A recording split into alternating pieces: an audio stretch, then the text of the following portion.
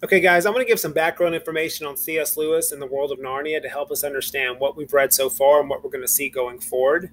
The first thing to understand about C.S. Lewis is he loved myths. Now, the word myth has two main meanings. One would be a group of stories or a story that's been passed down through many generations and that help explain where a group of people believe they come from and how they got there. The other meaning of the word myth would be something that's not true. We usually use that second meaning in everyday life, and we say, oh, that's a myth. We mean something that's false or a lie, something that's not true. But the first meaning of the word myth, that story or group of stories that have been passed down through generation that help people understand who they are and where they come from, that's what we're going to mean when we talk about myth here. If you were in fourth grade in the state of Louisiana last year, you probably read Percy Jackson and the Lightning Thief.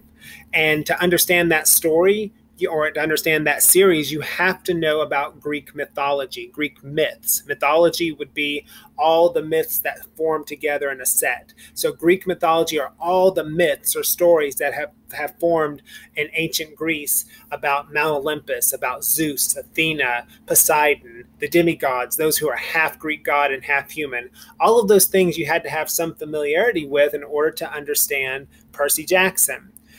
C.S. Lewis loved myths, but he wasn't so much into the ancient Greeks. He was into a different set of myths. So I'm going to pull up a map of Europe here. So if you studied the ancient Greek myths, you would be looking at the myths from Greece, Macedonia, this whole region right here.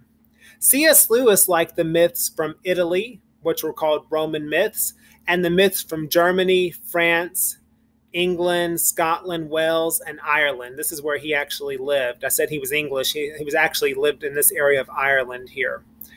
And he loved those myths. Now, the myths of ancient Greece, you had Mount Olympus and you had the Greek gods and goddesses. The myths of Northern Europe were a little bit different. Northern Europe has a lot of forest, a lot of trees, and a lot of creatures that lived in those areas according to the stories that they had.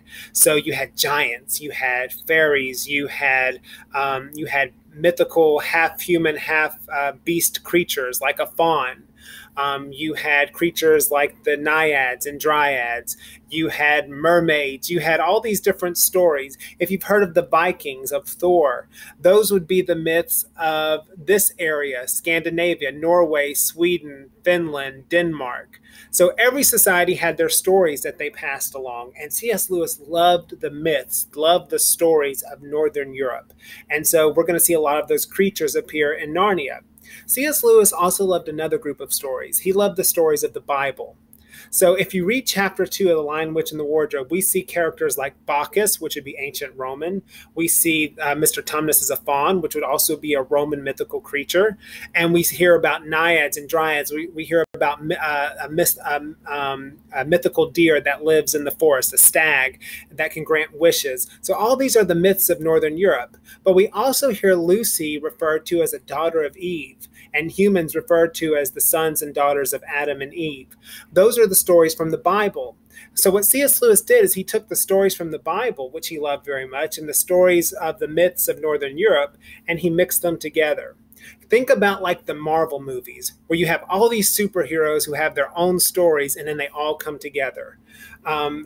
It's kind of like that. He takes all these different stories and he imagines them taking place in one world, in the world of Narnia. They all kind of come together. The stories from the Bible, the stories from the myths of ancient Rome, the story from the myths of Northern Europe, and they all come together in one place.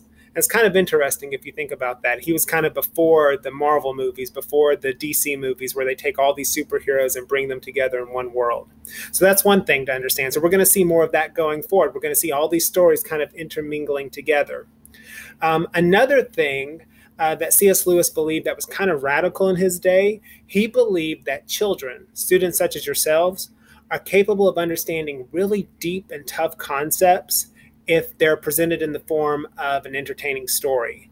So even though this is a story that's about a mythical world of Narnia and all these different creatures and all these stories mixed together, he's actually trying to teach you something. Ideas about forgiveness, good versus evil, sacrifice for others. We're going to see those things in this story. So even though it's supposed to be an entertaining story, there are also deeper ideas that are woven into that particular novel that we're going to be reading, and all the rest of his Narnia stories as well. So just keep that in mind as we're reading. Okay.